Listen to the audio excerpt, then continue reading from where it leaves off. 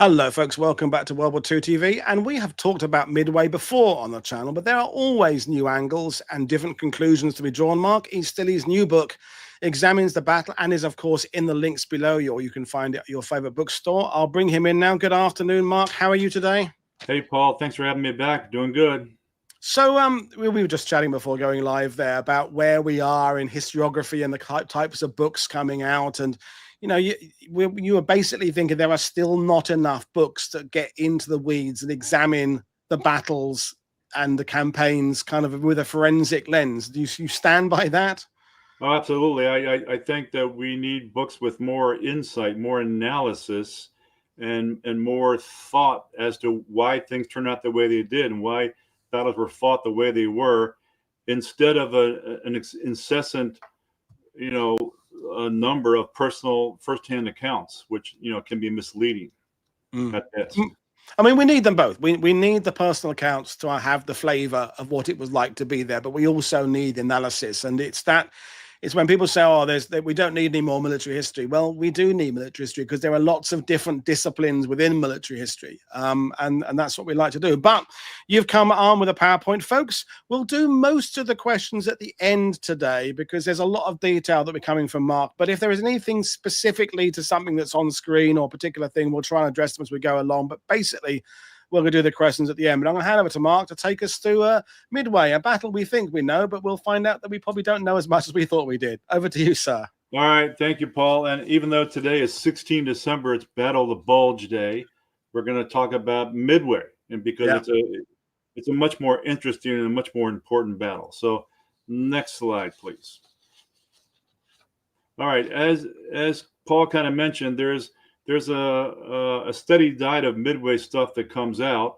There are a lot of books on Midway every year. We see a lot of TV shows about the battle.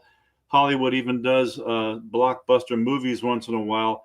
But there's still a lot of mythology about the battle and a lot of half-truths about the battle. And some of these things are just totally incorrect. I just chose a couple of these, put them on the slide right there.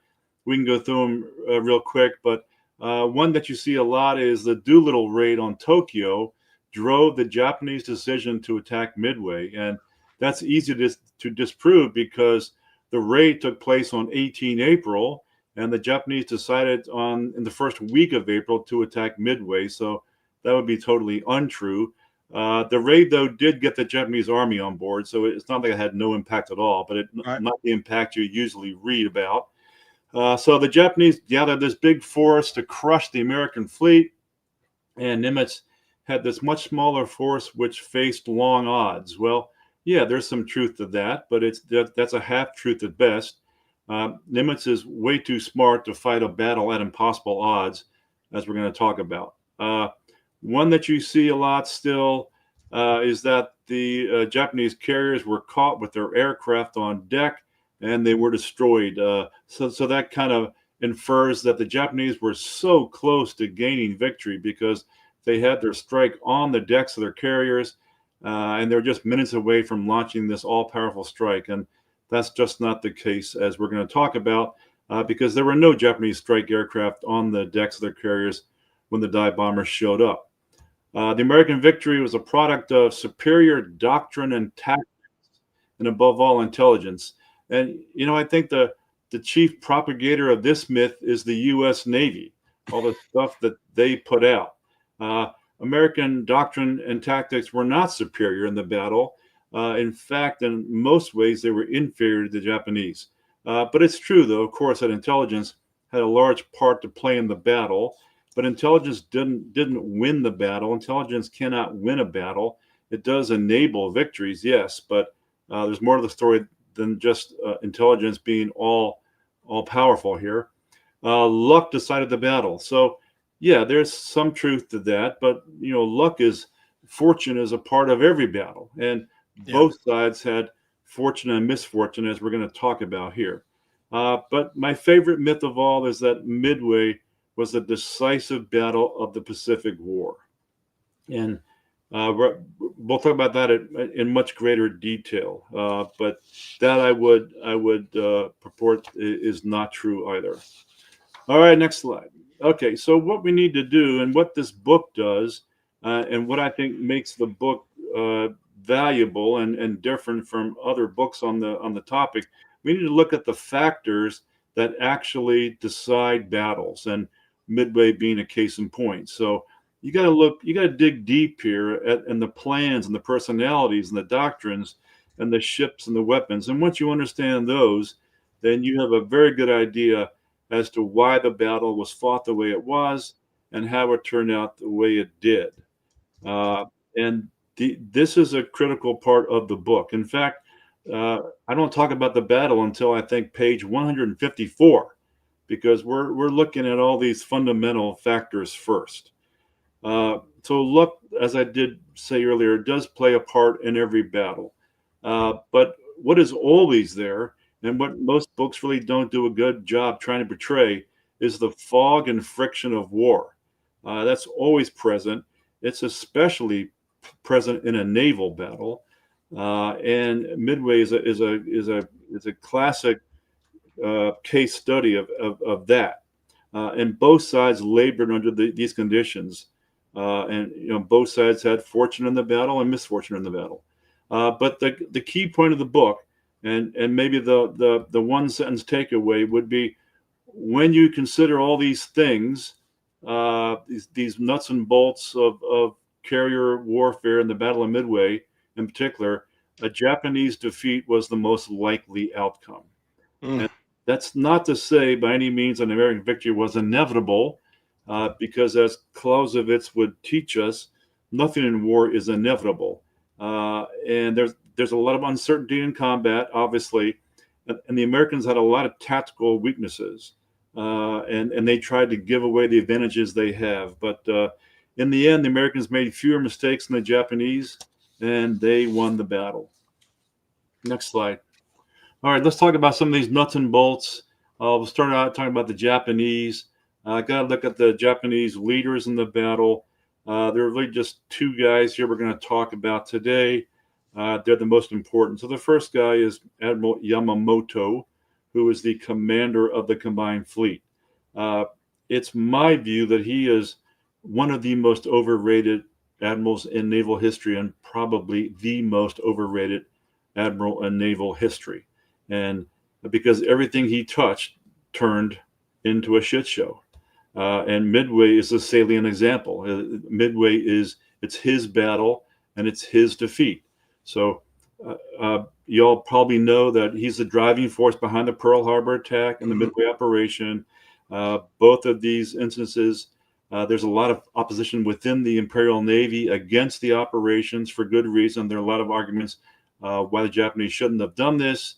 It was Yamamoto in his capacity as commander of the combined fleet against his nominal superiors in the Naval General Staff.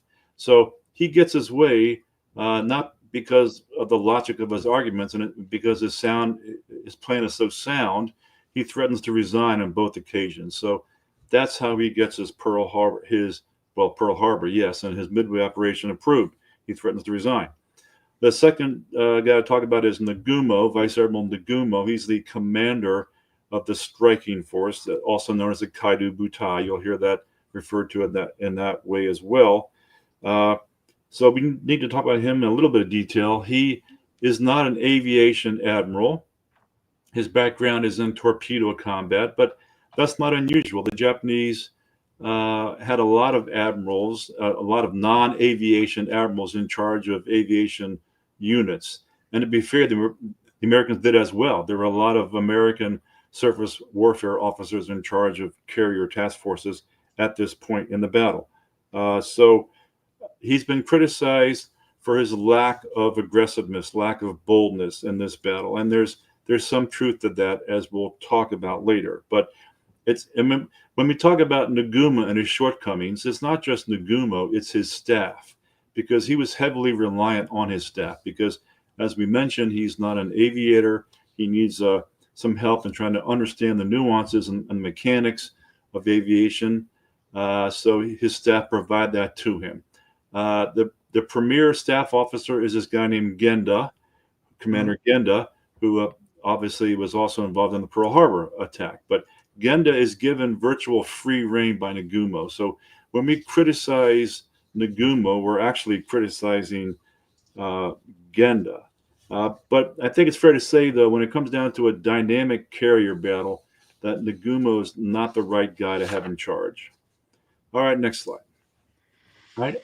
To me, the most fascinating part of this whole operation, and the book spends a lot of time on this, is trying to dissect the Japanese plan. So we're going to talk about the operational level plan, which was Yamamoto's baby. We're not going to talk about, at least here, about the tactical aspects of the plan, which would have been Genda and Nagumo. But Yamamoto's plan was bad. There are other words we could use for it, but we'll just call it bad for the time being. So let's go through a few highlights of it now.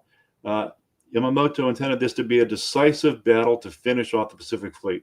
That was, in essence, his objective at Pearl Harbor, and that did not happen at Pearl Harbor. So this is his second attempt to finish off the Pacific Fleet. So this notion that a decisive battle would allow a smaller force like the Imperial Navy to defeat a larger force like the U.S.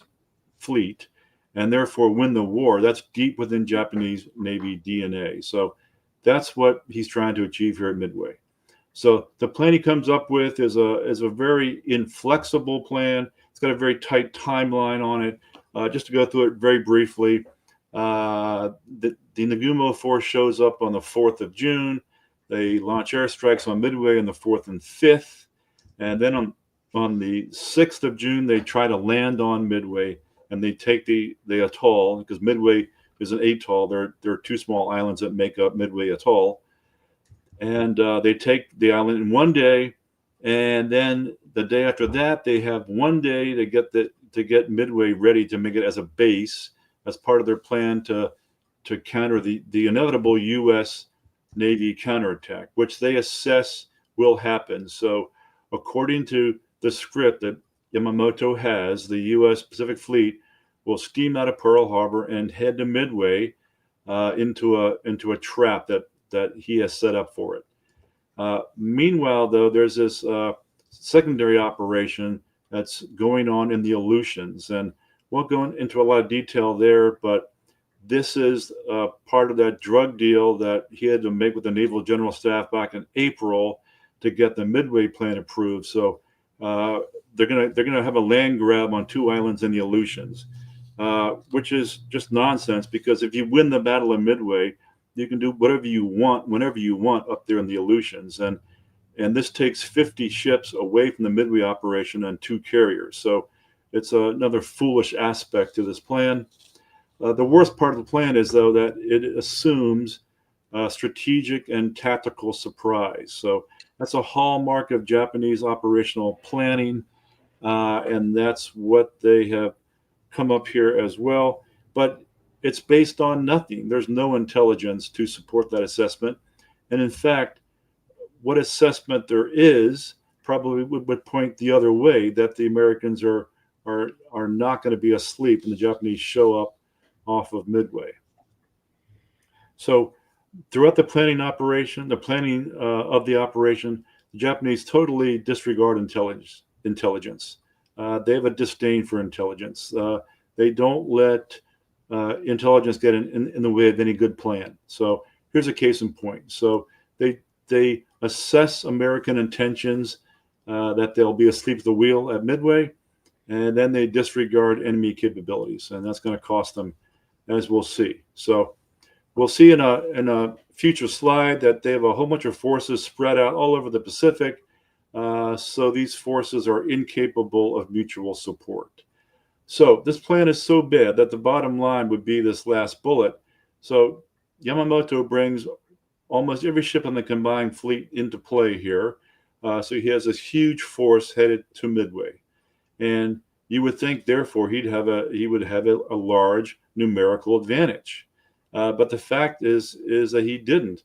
At the point of contact, the Nagumo force is outnumbered. And you can see the numbers there in the slide. So they're outnumbered, and they're outnumbered significantly when it comes to aircraft. So, and it's part of that, Mark, because you said right at the beginning about the the mythology, and people have already been in the sidebar about, you mentioned the movies, and people are mentioning the movies, the need in 42 for the propaganda to deliver a victory, and getting across to the American people that the US had defeated a much stronger Japanese force was a better message to give to the public than actually, well, technically we outnumbered them a little bit. Is it part of the mythology established at the time? I think so. I think so. And that's why it still has the same allure today. The Americans were so much more clever. They were outnumbered grossly, and they found a way to win. And that's just not the case, as we'll talk about it, as you can see in that slide. Okay, moving on. Yep. All right, so let's talk about the Japanese carrier force in a little bit more detail, since that's the force that carries the brunt of this battle. In April, the Japanese formed this entity they called the First Air Fleet, and that combined all of the Japanese carriers at the time. Their small carriers were eventually spun off to some of the fleets, but all the fleet carriers remain in this single operational entity. So what we have here is a revolution in military affairs, as we would call it today. You have 6 carriers with over 400 aircraft, and that's the most powerful striking force in the world at the time. That's the force that carries out the Pearl Harbor attack. But then, through various missteps by Yamamoto, the 6 fleet carriers of the striking force, which is the operational component of the First Air Fleet, they're whittled down to only 4. So there are 4 carriers left for Midway. Each carrier has 3 squadrons that make up its air group. They have a squadron of fighters. The fighters are the famous Zero fighter, which we probably all heard about. It's a very good fighter. It's probably the premier naval fighter of the time, but it's not that much better than the Wildcat. So if the Wildcat's flown with proper tactics, it can contend with the Zero. Japanese dive bomber of the period is the Type 99, which we call the Val later on in the war. The Val's a very good dive bomber, very accurate, very stable, but it's not as good as the American Dauntless because it's not as robust, and it can't carry as heavy a bomb load as a Dauntless. But the big advantage when it comes to a naval battle that a Japanese carrier air group has is its torpedo squadron, because they have this Type 97, what they call carrier attack aircraft. We call it a CATE later on in the war, and they have an effective torpedo. So the combination of the Type 97 carrier attack aircraft and the Type 91 aerial torpedo is very powerful. The Americans don't have a functioning, viable torpedo plane threat at this point in the war. All right, next. Okay, some of the capabilities we need to talk about the Japanese carriers at this point in the war. The Japanese operated their carriers much differently than the Americans did. The Americans at this point, for the most part, not always, for the most part, they operated carriers individually. The Japanese didn't do it that way at all. They operated their carriers in divisions, so they were operated in pairs of 2, and they operated routinely together. So the full integration of the air groups of those 2 carriers, and oftentimes, many times, divisions operated together. So you had a very powerful strike force from 2 or 3 carrier divisions. The Japanese were very good at some things at this point in the war. They were superior to the Americans in many aspects of carrier warfare. Case in point, flight operations. You would think that it would be easy at this point in the war for either side to launch a large strike, but that's really not the case. For example, at Midway, the Japanese launched this large strike on the morning of the 4th of June against Midway. They have 108 aircraft. They launched these aircraft in 19 minutes, and they head off together towards Midway in a single integrated formation. Later on in the same morning, the Americans launched their large strike, 116 aircraft from 2 carriers, not 4, just 2. It takes the Americans over an hour to launch this strike, and when they head off towards the Japanese carriers, they're broken down into 4 separate groups. So even in the elemental aspects of carrier warfare, the Japanese do have some advantages. They're very well trained in attacking maritime targets. The dive bombers are expert. The torpedo pilots are expert at what they do as well.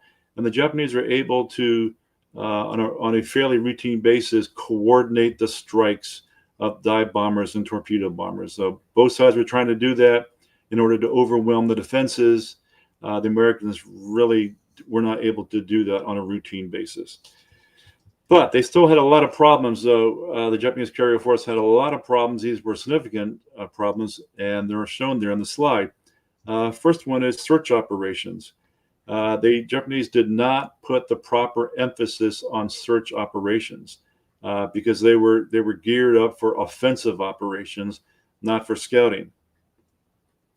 Lack of radar. There wasn't a single ship in the striking force that carried radar at this point in the war. So that makes the striking force very vulnerable to air attack. And also one more thing to point out is the Japanese did not give proper emphasis to damage control. It's not that they didn't understand that it was important. They did understand that, but they didn't really, they weren't that good at it. They didn't give it the proper emphasis like the Americans did. And case in point, all 4 carriers at Midway were struck at various times in the battle, and all were sunk. The damage control crews were unable to contain the damage. All right, next slide. All right, turning to the Americans here, let's talk about some of their principal leaders. First of all is Chester Nimitz, who is probably without a doubt, at least in my mind, the best American admiral in our history. So he's a very aggressive guy. That was not really known at the time, April 1942, or up to June when this battle took place, but he was itching at a chance to get at the Japanese. And when he got some good intelligence, as we'll talk about later, he saw his chance. So this is his battle. Just like Yamamoto planned that battle from the Japanese side, it was Nimitz's battle from the American side. Okay, the senior American carrier admiral was Halsey, and he would have been there had he not fallen sick. So he had a severe skin condition. He could not make the battle. He was laid up. So when Nimitz asked him for a replacement, he recommended Rear Admiral Raymond Spruance, who at that point was a relatively unknown guy. He did have the reputation, though, as being a good strategist, having a very keen mind, but he was a surprise choice by Halsey, and Nimitz agreed to give him command of Task Force 16. But the guy who's overlooked in the battle from the American side is Frank Jack Fletcher, because he was the admiral in charge of the American force off Midway, not Spruance. But Fletcher's ship was knocked out of the battle fairly early, so Fletcher turned over command. But Fletcher was the most experienced combat carrier commander, because he had just finished fighting the Battle of Coral Sea. So he was the victor at Coral Sea. He's going to be the victor at Midway as well. So one more point about Spruance, though, is that he's not an aviator, so he was very dependent upon his staff. Not unusual, but even more so the case here on Spruance. And his staff was handed over to him by Halsey. This is supposedly an elite staff that Halsey had built up. But during the course of the battle, starting on the first day of the battle, this staff melted down. So Spruance persevered even in spite of that massive handicap. Okay, next slide, please. The American forces at Midway come down to 3 basic entities. One, there's Task Force 16. That's the one that Spruance is command of, with the 2 carriers shown there. Frank Jack Fletcher has Task Force 17 with carrier Yorktown. And then there's Midway. So Midway plays a forgotten part of this battle. It's a very important part of this battle. And Nimitz always intended that to be so. So as soon as he was sure that Midway was the target of the Japanese advance, he stacked in there everything he could. He has a number of aircraft, an eclectic mix of Air Force and Marine and Navy aircraft, a huge number, as you can see on that slide. The most important aspect, though, is he has 30 31 long-range patrol craft based on Midway, and they're going to play a very important part in this battle. He stacks Midway with a bunch of ground forces as well. Has a very strong anti-aircraft defense. So another aspect of this battle, which is not talked about because it didn't occur, so it's really not that well known, is what would have happened had the Japanese tried to land on Midway. And the book goes into a lot of detail on that because it could have mattered greatly. So to cut to the chase, the Marines had every capability of defeating a Japanese landing. They had heavily fortified the island or the atoll. They had numerous automatic weapons there sighted on the beaches. They had wired up the beaches. The beaches were mined. So they were well prepared. They even had tanks on one of the islands. The Japanese, on the other hand, had a very small landing force. Most of the troops in this landing force were construction troops. So they would have been no help in this battle. The Japanese had a very immature amphibious doctrine. They were not built, they were not intending to attack and seize fortified places like Midway was. Their doctrine called for them to land at night away from defenses and then maneuver behind the defenders. That was not going to be possible at Midway.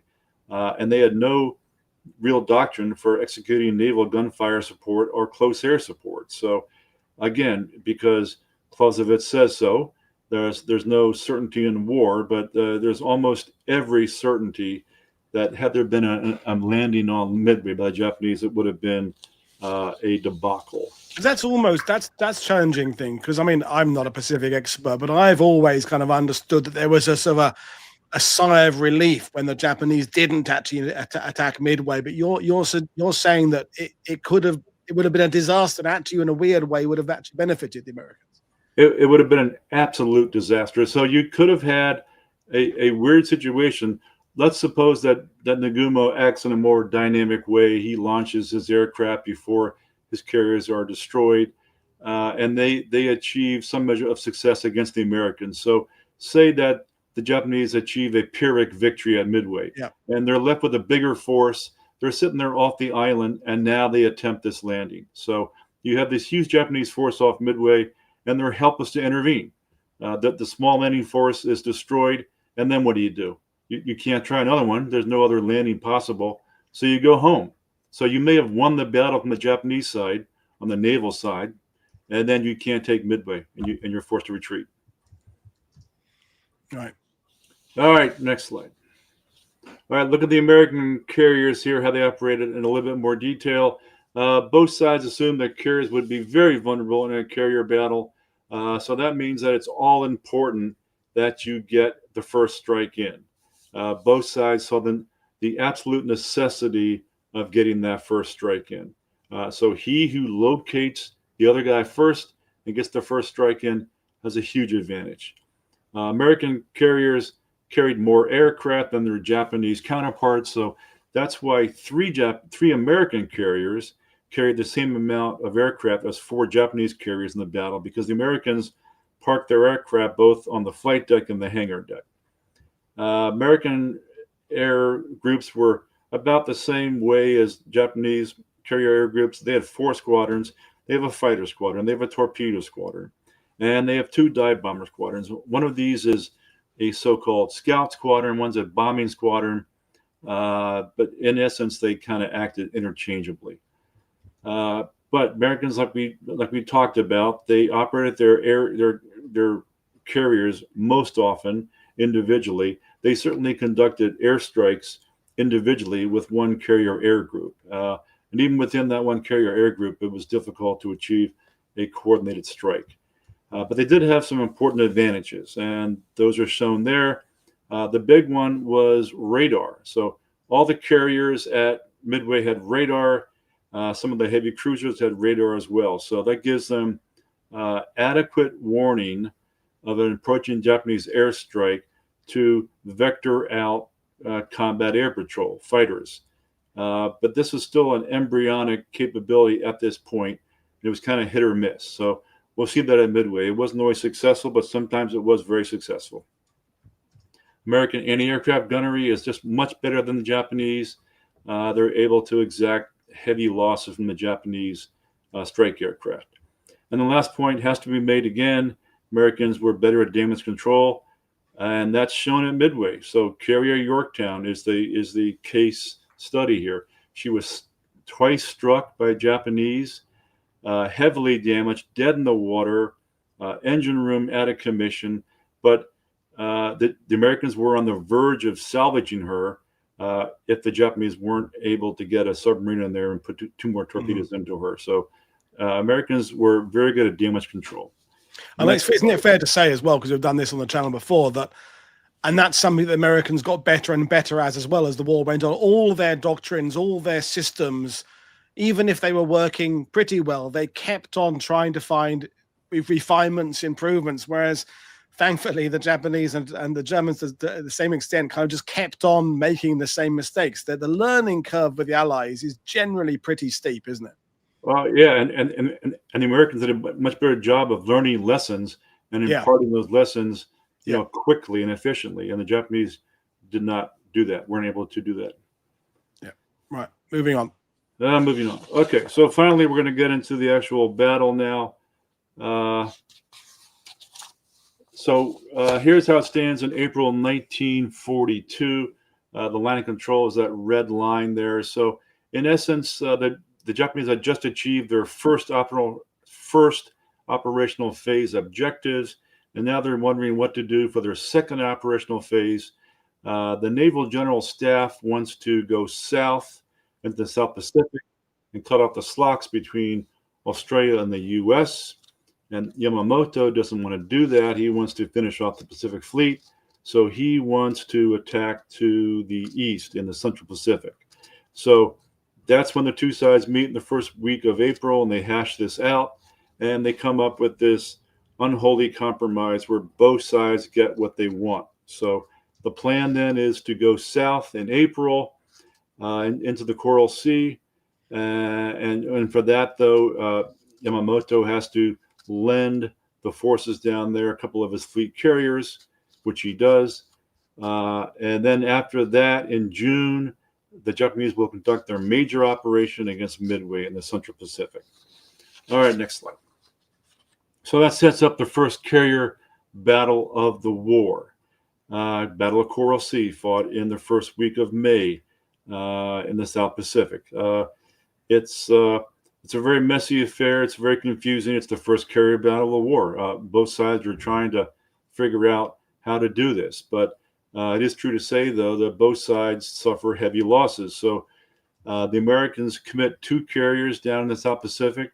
One of these, Lexington, is sunk. So that's a significant loss for the Americans. And the second carrier is Yorktown, also a fleet carrier. She is damaged, but she survives. But the Japanese think that they have sunk both carriers in this battle. So they're confident about their chances at Midway coming up. And the Japanese also suffer heavy losses, so they send three carriers down there to support this operation. The light carrier Shoho is sunk. The two fleet carriers that Yamamoto has detached from the striking force also fare badly. Shokaku is hit by a number of bombs. She is heavily damaged, and she's out of operation until August.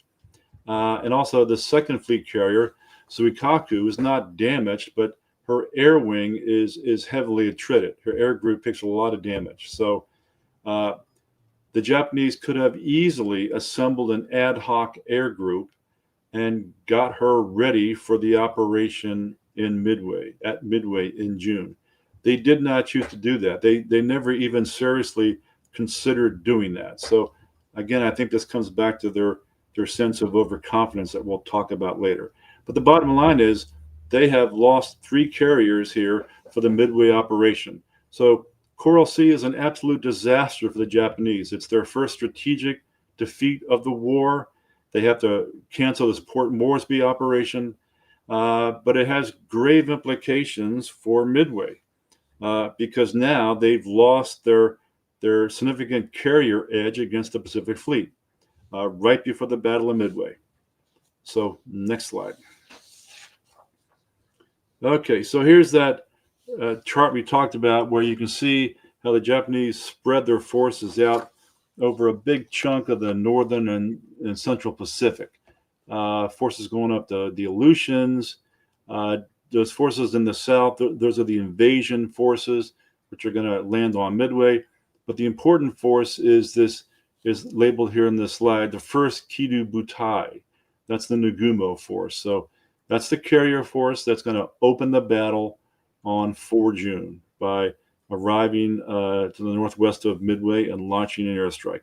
But you can see how complex the operation is. You can see how spread out it is, and you can see easily how the forces are not mutually supporting. All right, next slide. All right, let's talk about Nimitz's plan. So, unlike Yamamoto's plan, which was inflexible and too complex, I would submit that Nimitz's plan was a simple plan, and it had a lot of flexibility for the commanders who were tasked to execute it. We talked about Nimitz being a very aggressive guy. He was ready to fight at Midway. So, ironically, the only assumption the Japanese got right was that Nimitz would fight for Midway. But of course, he was going to fight according to his own script, not according to the Japanese script. So Nimitz is very aggressive here because he has the luxury of exquisite intelligence. It is not perfect by any means. It does not tell him the entire Japanese order of battle. It doesn't tell him exactly when the carrier force will show up off Midway, when it will show up, where it will be off Midway. All he knows is that the battle will probably open on 4 June. And he does know the size of the carrier, of the striking force for the most part. So those are important things to know, but he does not have, omniscience knowledge about the Japanese plan. So he has to fill in the gaps so he can formulate an operational plan. And his staff does a very good job of filling in the gaps. Unlike the Japanese who make very bad assumptions, the Americans make very good assumptions about the time and the place of the Japanese attack. Just a quick question we had earlier in the sidebar about June the 3rd. Samuel Thompson said, does the presenter believe the battle began on June 3rd or June 4th, considering the IGN troopships were spotted on the morning of June the 3rd and attacked 600 miles west of Midway that afternoon? Yeah, good call, good catch. Yes, to be fair, that is correct. The day before June the 4th, when the carrier battle takes place, the Japanese invasion force was detected by B-17s, well, by Catalinas actually, and then attacked that night by Catalinas with torpedoes. And we even torpedoed a Japanese tanker with no real effect. But yes, the battle opened. So it shows another weakness in the Japanese planning here. So the original plan was for the whole operation to begin on the 3rd of June, for the Japanese carriers to attack Midway on the 3rd of June. But that couldn't happen because the Japanese carriers couldn't leave Japan in time. They had to get more time to prepare for the battle. So, but Yamamoto, in his wisdom, even though the carriers were now a day behind, he doesn't pull back the other parts of of all those forces we saw on that graphic. He doesn't pull back the transport force. He lets them go ahead of the main of the carrier force. So it shows another part of the shambolic Japanese planning process here. But yeah, good catch. The battle begins on the 3rd, technically. Okay. All right. So the plan is by Nimitz, he's going to put his 3 carriers there northeast of Midway on the flank of the striking force, and he's going to let the aircraft from Midway find the Japanese, and when they do, Task Force 16 will launch the main strike. Fletcher with Task Force 17 will be in reserve. So why not use everything you can to launch a crushing first strike? It's because Fletcher had just fought the Battle of Coral Sea, and he was caught with his pants down during that battle. So he's learned the importance of having a reserve. So that's why Task Force 17 is in reserve. But Nimitz did not intend this to be a steel cage death match between his forces and the combined strength of the combined fleet. So he went as far as to tell Fletcher and Spruance that if he couldn't get if they couldn't use what he called strong attritional tactics, that they were to not engage, and that just let the Japanese try to take Midway, and if they take it, then we'll retake it sometime in the future. So a very flexible plan, a very good plan, and a very simple plan overall. Next slide. Just a couple of questions. People clarifying about, or want you to clarify about the Yorktown. So we have no. Where's the comments? About whether or not it was fully repaired or not. So Jet Driver is saying, for those interested, check out the December issue of Warship International. Great article in there about Yorktown that shows she was actually fully repaired prior to Midway. And then David Brown is saying, not fully repaired, but enough to be operational. How would you classify the readiness of the Yorktown? I would go with option B, not fully repaired, but certainly good enough. And it didn't matter if she was fully repaired or not, because Nimitz was going to get her back out to sea to take part in this battle. It's a whole lot different, 2 carriers versus 4 carriers than 3 carriers versus 4 carriers. But so here's another example of Japanese inflexibility. The Americans made every attempt they could to get Yorktown back into the fight. I think she was in dry dock for less than 3 days. So they repaired her enough to get her back out to sea. Meanwhile, the Japanese lackadaisically made no attempt to get carrier Zuikaku back in the fight. Right. Okay. Big difference in mindset there. Okay. Moving on up we now. Yep. There we go. Okay, so let's start with the battle now. We're not going to go through this battle blow by blow. There's just too much going on, but we're going to hit the highlights certainly. So the battle opens, aside from the 3rd June incident when the Americans torpedoed that oiler and the invasion force. The battle opens in earnest here on the morning of the 4th of June. And it opens as the Japanese intended. The striking force launches this huge attack on Midway. And it's their assumption, because they're going to gain tactical surprise, that they're going to be able to knock out Midway with one strike. They're going to cripple American air power on the ground, knock out Midway in one strike. So they launch this huge strike, and it does not go according to plan for the Japanese. So Midway puts up a very strong defense. The Japanese have no problem getting through our fighter defenses. But then they run into the anti-aircraft fire on Midway, which is very deadly. So they're unable to cripple the aircraft on Midway. They've all been launched before the Japanese show up. And the Japanese take heavy losses. So this is another unknown aspect of the battle. The Japanese 107 aircraft take part in the raid.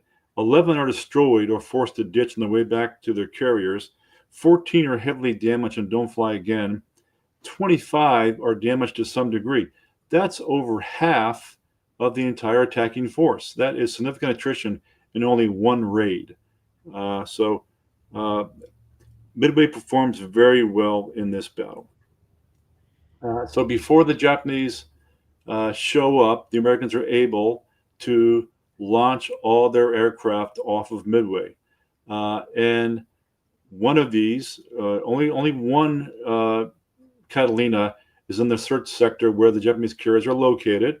They find the Japanese carrier force at about 5:30. This word does not get to Spruance until a few minutes after 6 in the morning. So, but still, that's not a huge delay. And now it gives the Americans an incredible advantage. They now know where the Japanese are, and they can now launch this big strike and get the first blow in the battle. A huge advantage. Meanwhile, Nagumo executes this slipshod search program. And slipshod is the word that Genda used to describe it after the war. So he admitted that this was a half-ass attempt to find the Americans, because your assumption being that you're going to gain tactical surprise. So that means the Americans won't be there. So why should I devote a lot of assets search for something that's not going to be there. So the Japanese search plan initially, at least, is unsuccessful. But now the first key decision of the battle, Fletcher and Spruance get wind of the location of the Japanese carriers. They have to decide what to do. According to plan, Fletcher orders Spruance to launch the main strike, but he does not do so right away. So he decides to withhold the strike for the time being. And remember the all-important aspect of getting that first strike in. So holding back his strike aircraft for a period of time is a bold decision. So he decides, but it's a wise decision because the location of the Japanese carriers is at the outer edge of the range of American. So had he launched right away, it probably wouldn't have gone very well. It was already shambolic enough, as it turns out, but it would have been even worse had he launched at the edge of the American aircraft range, and even more so because the reported location was inaccurate. They were actually 20 miles further away. So he decides to steam towards the Japanese and close the range, and then locate and then launch his big strike at 7 o'clock against the Japanese. So this is what he does, and that's when they launch this strike. We talked about the problems with it. It goes on for over an hour. It is a messy affair, and by the time they leave the area of Task Force 16, they're broken down into 4, not 3. The slide says 3, it's incorrect. They're already fragmented, and they're headed off to attack the Japanese. Fletcher waits for more information from the search aircraft from Midway. There are no more contact reports of the Japanese carriers, at least. So he finally decides then that he's going to launch his strike, which he does so just before 9 o'clock. But even then, he wisely withholds the scouting squadron from Yorktown's air group, and he holds that in reserve. That's going to be an important factor later in the day. So the actual, well, if you can go back just one second, Paul, we've got to talk about it very briefly. There are a series of attacks from Midway's aircraft on the Japanese carrier force. They start at the times indicated there. They're ineffective. The Japanese suffer no losses, and the Zeros are quite effective on this instance, at least, of defending the striking force. Okay, now next slide, please. Okay, so events are picking up speed now, and Nagumo is facing this very dynamic situation. So he's under extreme pressure here, and that's when this second key decision of the battle comes into play. So commander of the first strike, this guy named Fuchida, who we've probably all heard about, he was a big player in Pearl Harbor as well, and he's a serial fabricator throughout the war, as I'm sure Parshall mentioned that when he was on. Yeah. But this starts at Midway. Well, it starts at Pearl Harbor, actually, but continues on at Midway. So, but rightfully so, he knows the first strike hasn't done its job. So he recommends a second strike to knock out Midway. So now Nagumo has to figure out how to do that. And he has his own reserve of aircraft, which on his carriers, which he's been ordered to do by Yamamoto, because in April, when the Japanese carriers were out in the Indian Ocean, they were surprised by the sudden appearance of a British naval force, and it took the Japanese a long time to scramble to get aircraft up to take care of that threat. So that being the case, they've learned a lesson, and Yamamoto orders them to maintain this reserve of aircraft that are armed to take on naval targets. But it's a common sense order. It seems to make common sense, but it's a very impractical order. So Nagumo decides to use these reserve aircraft for the second strike, and he orders them to start being rearmed from ship attack weapons to land attack weapons at 7:15. Then things get dicey for Nagumo, because at 7:40, one of his search aircraft spots an American force, and this is a key point in the battle, and there's a long, long story behind this aircraft. This is the famous search aircraft from cruiser Tone, Yeah. which is launched late, and people glom onto that as being important. Well, it's not important at all, because it turns out that this search pilot, who's a rookie, this search pilot decides to go off script, and he goes off his ordered track, and he flies very close to the American carrier force. Now, he spots an American force. He does not know at the time what is in this force, but he makes a report at 7:40 that there's an American naval force off to Nagumo's northwestern flank. So that's a big deal. Now, unfortunately, this search pilot is a rookie and not a very good search pilot. So it takes him the better part of an hour to ascertain that there's an actual carrier located with this naval force that he's reported earlier. So now, so here's a case where the Japanese have fortune on their side. So had this search pilot stuck to his planned route, he may have never seen the American force at all. But he does not stick to his route. He goes off script and he spots the Americans. Now, here's a naval force.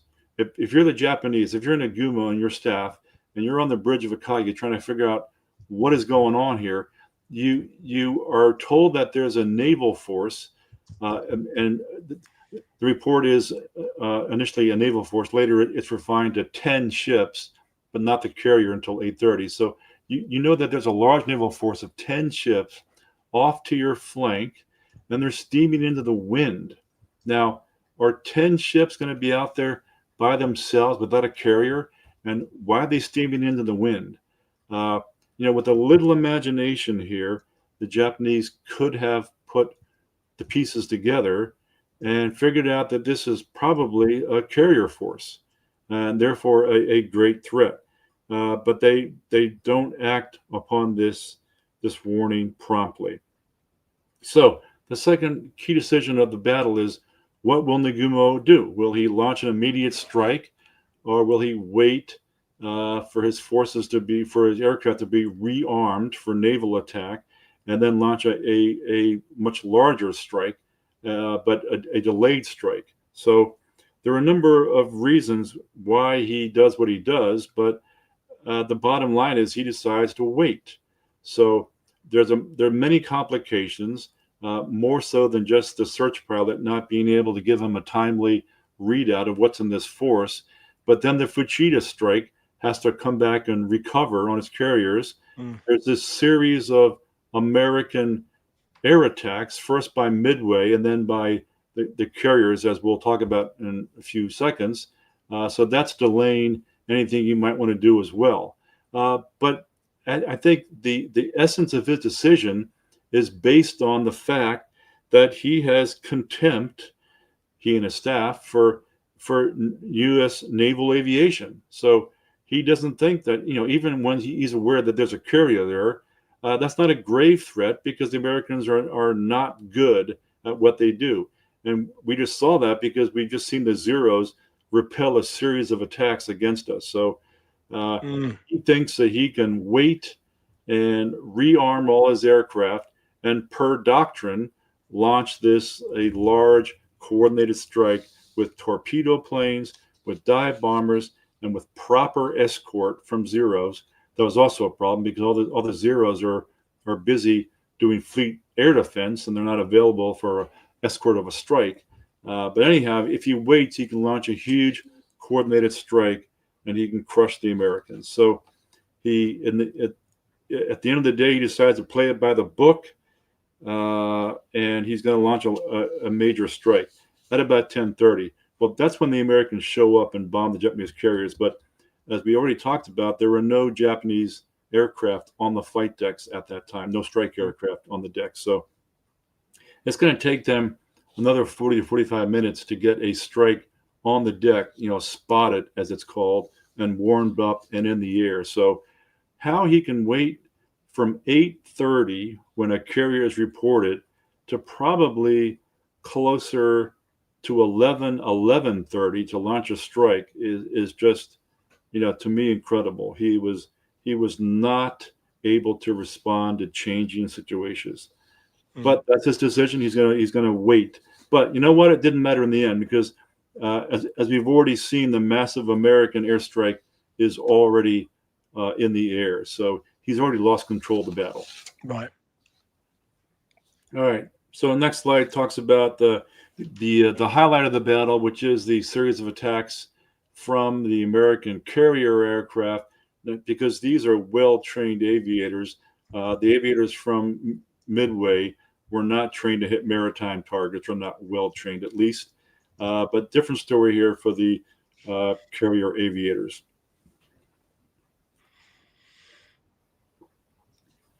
So there's a series of attacks from the carrier air groups. The first ones are conducted by torpedo bombers from Hornet and the Enterprise. They have no fighter escort. They are massacred by the Zeros. They cause no damage to the Japanese. The Yorktown torpedo bomber squadron follows next. They do have a small escort, and it takes the Japanese much longer to defeat this attack. Meanwhile, the Hornets dive bomber squadrons, and that's a huge part of the overall American strike. That's 2 dive bomber squadrons out of the 5 which are going into the attack. They're completely ineffective.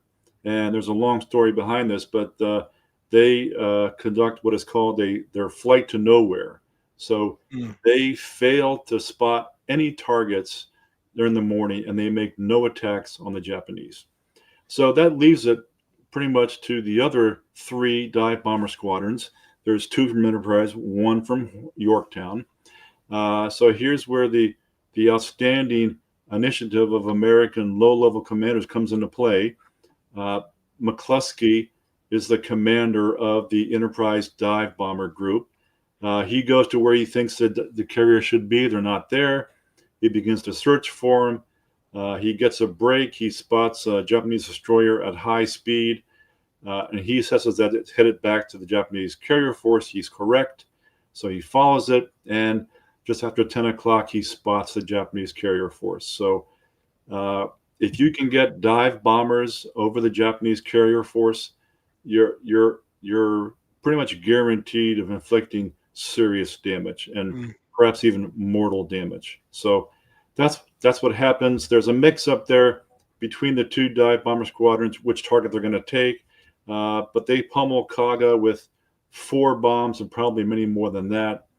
But because of the mix-up, only 3 dive bombers, under the command of the skipper of Dive Bomber Squadron 6 from Enterprise, under Lieutenant Best, only 3 dive bombers attack Akagi.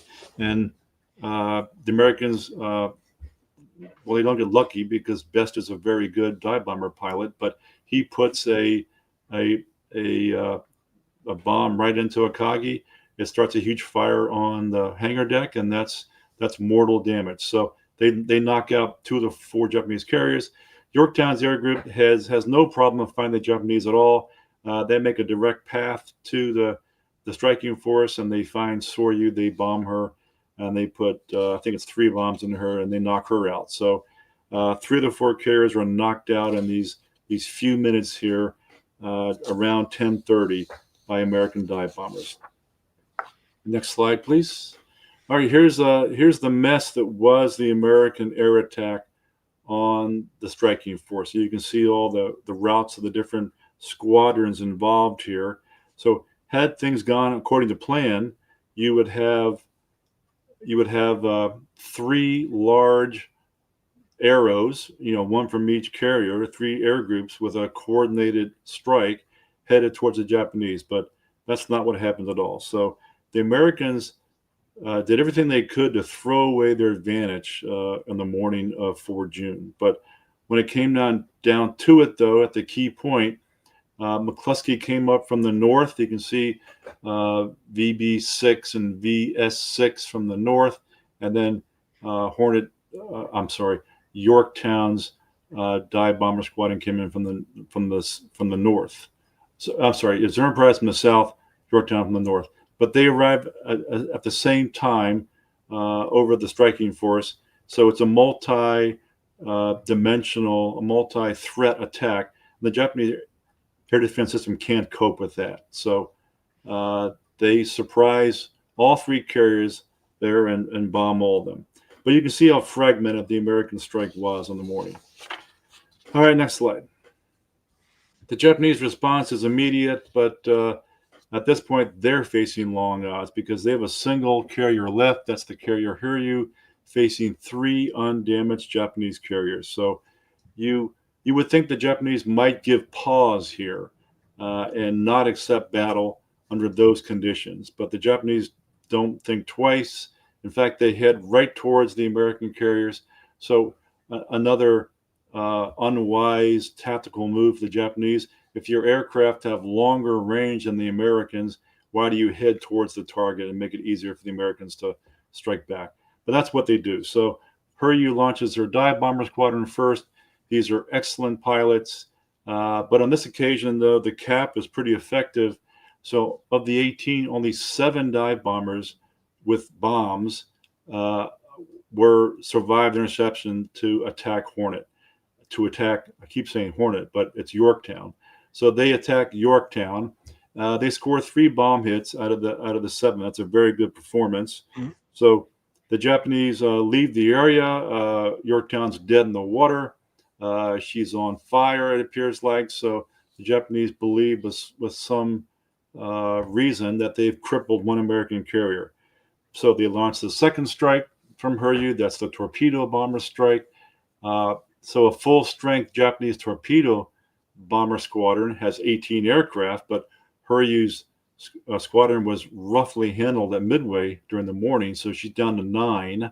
So the 10th is from Akagi. But so it's a smaller dive bomber attack against Yorktown. These torpedo bombers come across what they think is an intact carrier. In fact, it's Yorktown after she's been repaired by her damage control crews. So she's attacked again by the torpedo bombers. And on this occasion, cap does not go well. 9 of the 10 torpedo bombers get through the outer ring of cap, and they're able to put 2 torpedoes into Yorktown, and that knocks out her engine room. She is dead in the water. So that's when the saga of trying to save Yorktown begins. Initially, they abandoned the ship. Maybe that was a bit premature, but then they put salvage crews aboard, and they're on the verge of saving the ship. In fact, they would have saved the ship had not the Japanese sent a submarine up there, which made a very skillful attack and put 2 more torpedoes into Yorktown, and that sank the American carrier. So meanwhile, there's an attempt by the Americans to locate the 4th carrier. And here's where that squadron that Fletcher held in reserve in the morning comes into play. So he holds the scouting squadron from Yorktown in reserve. These are sent to find the elusive 4th carrier, which has now launched 2 attacks on the Americans, so they know there's a carrier out there.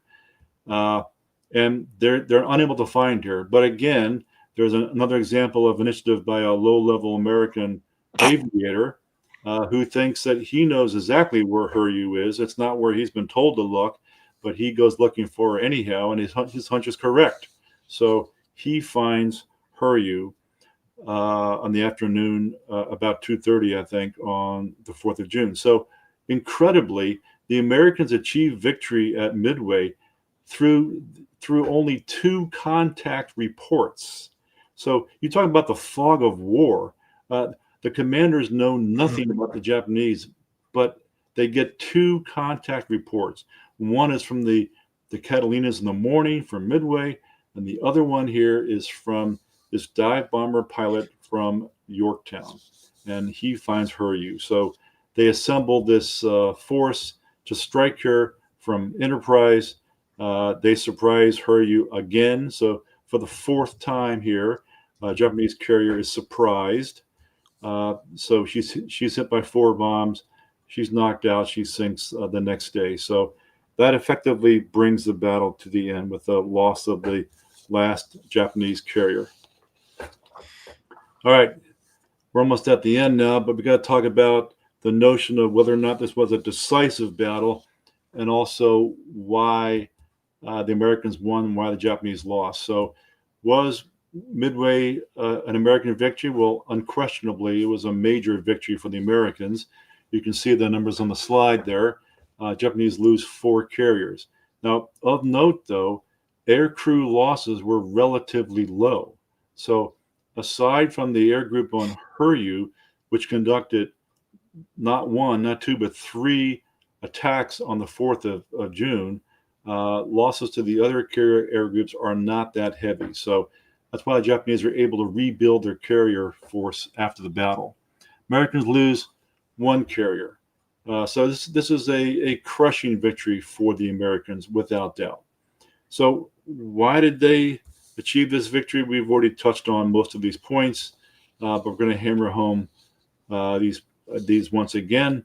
So victory wasn't won by intelligence. Intelligence by itself cannot win a battle, but certainly Midway was enabled by intelligence. Aircraft from Midway were a huge part of this battle. They provided Fletcher and Spruance with the information they had to have to launch that first strike. So Midway from aircraft, an overlooked part of the American victory. And it must be said that the Americans had better leadership overall. Strategically, no doubt the plan that Nimitz put together was better than the plan that Yamamoto put together. Operationally, Fletcher and Spruance were much more agile than Nagumo. And at the tactical level, the Americans had some very fine aviators there as well. So better leadership usually results in better things. The Japanese, though, had a lot of problems. We've touched on these as well. Utter and almost total neglect for intelligence. Intelligence should drive the operational planning process. That's how it should work. That's how it worked for the Americans at Midway. For the Japanese, it was just the opposite.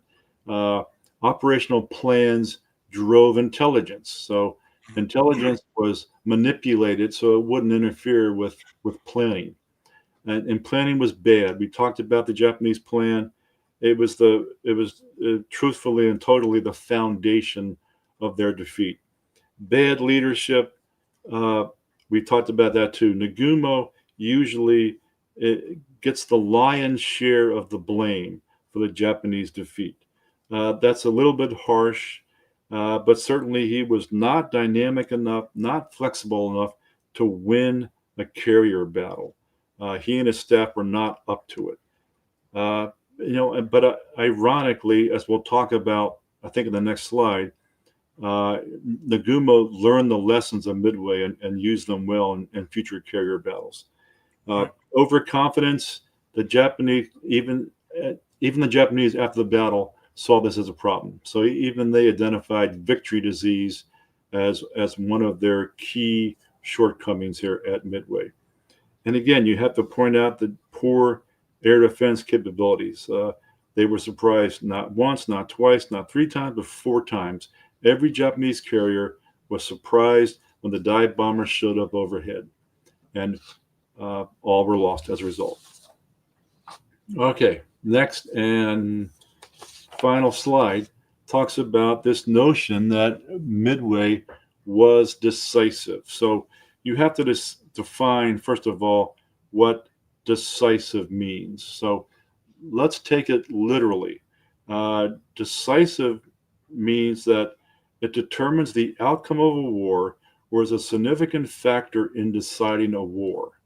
That's a pretty high bar. And in the era of war between major industrial powers, it's not fair to say, it's not accurate to say that 5 minutes at Midway, when the Japanese lost 3 carriers, decided the outcome of the Pacific War. This notion that a decisive battle, that one decisive battle can decide a war between major industrial powers is outdated. So it takes a series of decisive victories to decide the outcome of a war. Now, was Midway important? Absolutely. It blunted Japanese offensive power. Right after this battle, the Japanese were in a quandary what to do next. They planned to resume their advance in the South Pacific, but the Americans acted first. So that's when they picked up the initiative and they moved into the South Pacific, and they landed on Guadalcanal, which set up that Guadalcanal campaign, which followed Midway. But of note that even after Midway, the Japanese still outnumbered the American fleet in many important categories. Like, for example, they had more carriers still left. They both had about the same number of embarked aircraft, but the Japanese had more carriers, more heavy ships like battleships and heavy cruisers, and they had a very capable carrier force. That was shown by the fact that they fought two more carrier battles off Guadalcanal in 1942, and in one of these, the Battle of Santa Cruz in October, which was almost as big as Midway, with just one carrier short of being the same size as Midway, the Japanese thrashed the American carrier force. So Nagumo learned the lessons of Midway. In fact, the Japanese made a real earnest attempt to figure out what went wrong at Midway, and he employed these lessons, and he fought a much better battle at Santa Cruz, and he beat the Americans. So how could a crippled Japanese carrier force only a few months later defeat the Americans in a carrier battle? So if you use the term decisive, I think it applies much better to other battles in the Pacific War.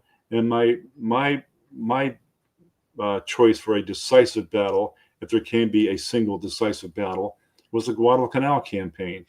So it wasn't a battle, but the campaign went on for 6 months. The Japanese suffered much heavier losses off Guadalcanal than they did at Midway, and it proved that they were unable to stop the American advance. But even more so, the Battle of Philippine Sea was pretty decisive. It was the effective end of the Japanese carrier force, and the Battle of Leyte Gulf was decisive because of the effective end of the Imperial Navy. So Midway, important, in my view, by no means decisive. All right, there you have it. And there we are. Questions. Well, I mean, amazing stuff as always, Mark. So there's a lot of them been built up. So the first one, there's two questions that are on the same subject. It's to do with the range of Japanese aircraft. So let me find the ones. Peter O'Connell says, why did Nagumo keep closing on the US carrier forces instead of standing off, using the longer range of his aircraft to his advantage? And there's a similar one from Samuel Thompson. Imperial Japanese Navy knew their aircraft had longer range than US Navy carrier aircraft. Why did they not leverage this advantage during the battle at any time? Yeah, excellent points. So I can't tell you why, but the Japanese knew that the American aircraft were shorter range. And in fact, the American aircraft had a very short range. So the effective range of the Wildcat fighter and the Devastator torpedo bomber with the torpedo was 175 nautical miles. The range of the Japanese Kate and the Japanese Zero and even the Val was very much more, longer than that. So yet the Japanese made no attempt to maneuver and use that advantage. Again, it just shows, it's a Japanese mentality. You're going to charge towards the threat. You're going to engage the threat aggressively. You're not going to retreat even tactically and use maneuver in your favor. So not a wise choice. They should have done it differently. Okay, thank you for that. So what else have we got here? Submarines have come up several times in the sidebar. Mad Cat asked very early on, would Mark talk about the US submarine screen at Midway? And then Scott Grimwood asked fairly recently, can Mark talk about the inability of US subs to find the Japanese fleet? Although the Nautilus didn't, it finds. I'll let you handle it. Yeah, that's another good point. We can't touch on everything here about the battle, but Nimitz saw a very important role for his submarines in the battle. So he thought that between the air power on Midway and the submarines that he thought were very good, Nimitz being a submariner, thought that he understood the capabilities of the submarines. So he thought there's a real possibility that they would attrite the Japanese before the carrier battle began. But that just wasn't the case. American submarine doctrine at this point in the war was very cautious. They didn't have radar. They really didn't even, if they gained a contact, they would not track it aggressively. They were trained to dive and avoid detection. So during the battle, I think as Paul mentioned, only one U.S. submarine, that was a Nautilus, who happened to be in that sector where the striking force was operating in. She was the only one to even sight or engage the Japanese carrier force, and she got some licks in. She launched torpedoes on several occasions. One of these torpedoes, in fact, hit Kaga as she was dead in the water, but the torpedo was faulty. So according to Japanese sources, the torpedo broke in two and became a life raft for Japanese sailors in the water. So American submarines were totally ineffective. There was another occasion, though, after the 4th of June, when a Japanese cruiser force was on its way to bombard Midway, and it detected an American sub at night, and in the ensuing maneuvering to get out of the way, they had a collision between the two cruisers, and one ended up being sunk by American air power. But other than that, American subs were ineffective. But given American submarine doctrine at the time, that's not unusual and not unexpected. Okay, thank you. This one came in earlier, and I like this one because it was one of the things we were talking about in the ETO in August and September '44. Is the ambiguous wording of some of Eisenhower and Montgomery's directives that that are different. And now the military spends an inordinate amount of time making sure that orders are crystal clear, so that no one's going in with any ambiguity. So Alt 92 asks, how much of the shoddy planning effect of Yamamoto is due to the somewhat ambiguous way of wording orders in the Imperial Japanese Navy? Well, you can read the Japanese op order for the operation. It's not really ambiguous. It's just half-baked. Right. So I wouldn't call, ambiguity, a problem here. It's just incredible how the Japanese put this plan together and apparently gave almost no thought or reference to what the Americans might do to it. If the Americans acted according to the script, it was a beautiful plan. But of course, that wasn't going to happen that way. Okay, thank you. We had some various comments in the sidebar about McCluskey and whether or not he was Native American, whether or not he was lucky, brilliant, a kind of a fighter pilot converted the role. I mean, obviously you talk about him, and we're back to that initial thing you said about personal stories kind of sometimes overpowering a battle rather than kind of sound military analysis. Do you have a kind of a summary of McCluskey from your point of view about his role or anything that you want to draw attention to? Well, you mentioned a couple of things there. Yeah, he was a converted fighter pilot, or a recently converted fighter pilot, before taking over the Enterprise dive bomber squadrons. He was he's a typical American aviator. I mean, they were very aggressive. They were, for the most part, very well trained, and I think his role is overlooked. There was a recent account about him published by my friends at Osprey, which goes into great depth about McCluskey. He's a brave guy who I just thought at the moment of criticality made the right decision. It's just a well-trained guy who responded correctly at the crucial time. And this comes back to your initial point there about whether or not these decisions are luck based or whether they're based on sort of talent and training and instinct, because you can put it down to multiple things, can't you? If you win big on the lottery, was it luck or was it because you've been playing those same numbers every week? And it's so much is down to interpretation of the historian's interpretation of a decision. How much of it is, as I say, instinct? How much of it is luck? I mean, does it really matter as long as we analyze what the results were? Yeah, and the question there on the screen about his fuel situation, which was becoming very dire. But there was no doubt that he was going to make every attempt, and certainly at the risk of not having enough fuel to get back to his carrier, he knew exactly what was at stake here. And if his aircraft weren't able to hit the Japanese, the whole plan may have derailed. He was fully aware of that, and he was going to make every human attempt to locate the Japanese and then launch the attack.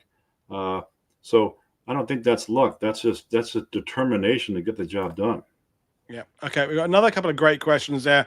From David Levine is saying, the fact that the Japanese were surprised both at Coral Sea and Midway begs the question, how is it that they never doubted their codes had been compromised? Or does that come back to what you were saying earlier about their kind of lack of importance and intelligence generally?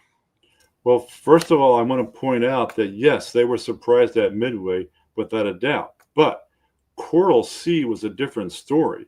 The Americans were the ones that were surprised, and it could have turned out very badly for them. So the Americans had some insight into the Japanese plan of Coral Sea, and they had some idea, not as crystal clear as it was at Midway, about the Japanese force coming down there, but they had no idea where it was going to come from, and they had no good assumption as to how that might play out. So the Japanese carriers at Coral Sea came from an unexpected direction. They came from the east, and they had every possibility, every chance of ambushing the Americans at Coral Sea, just like the Japanese were ambushed at Midway. So, the American naval intelligence was not omniscient throughout the war, Coral Sea being a point.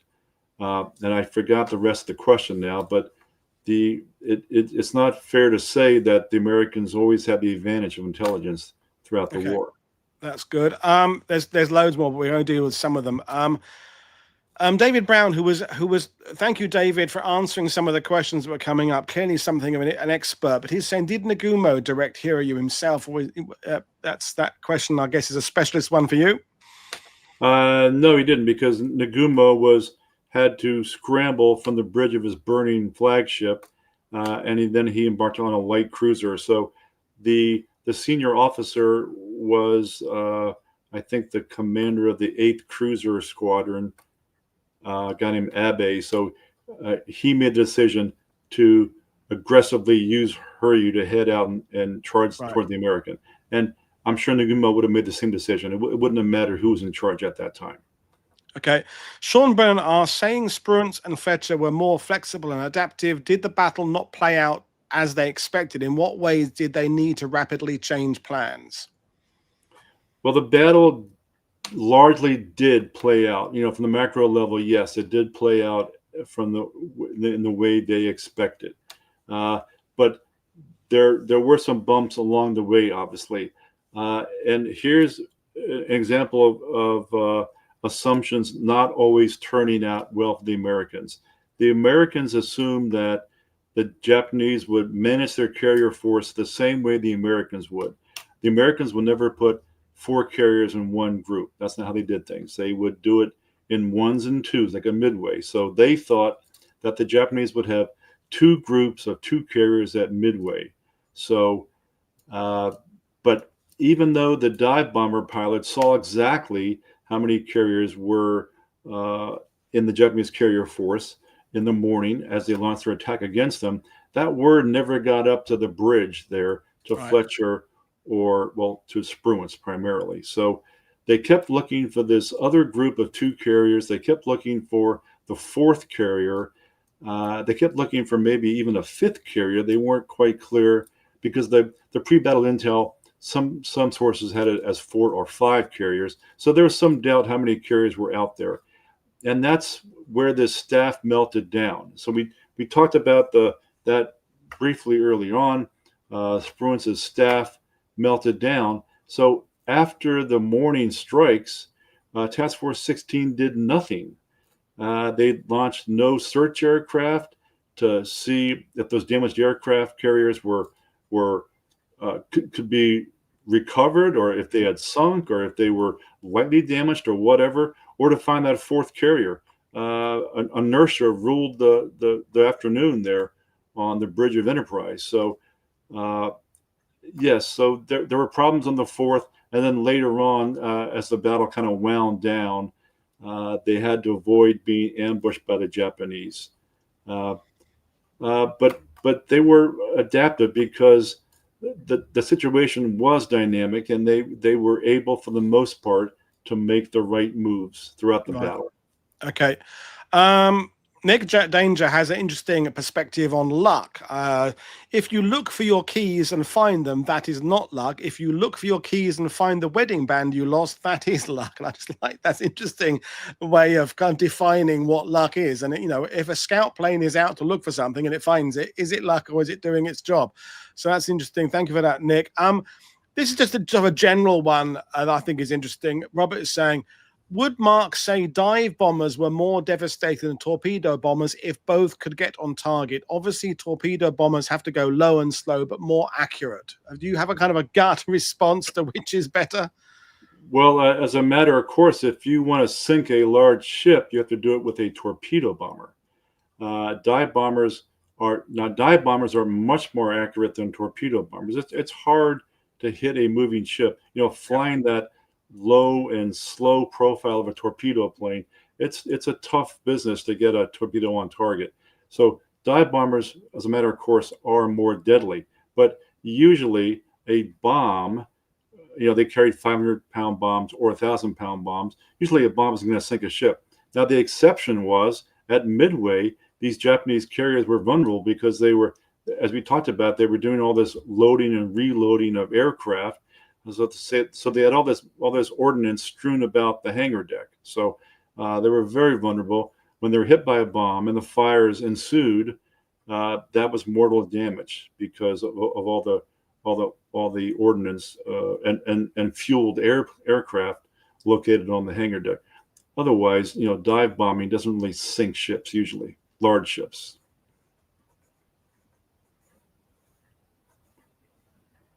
I muted myself. There are some more questions, but I think we should leave them another time, Mark, because you've been here, don't outstay our welcome. It's been fantastic talking. Don't forget, folks, the link to Mark's book is in the description below, or you can find it at your local bookstore or wherever you buy your books.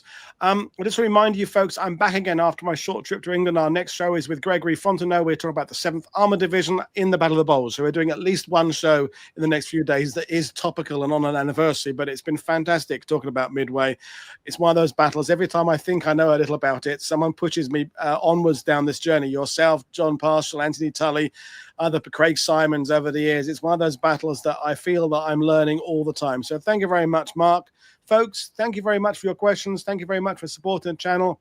I will see you all again after my break. This is Paul Woodhouse for World War II TV saying enjoy the rest of your week. Cheers. Bye. Bye, guys.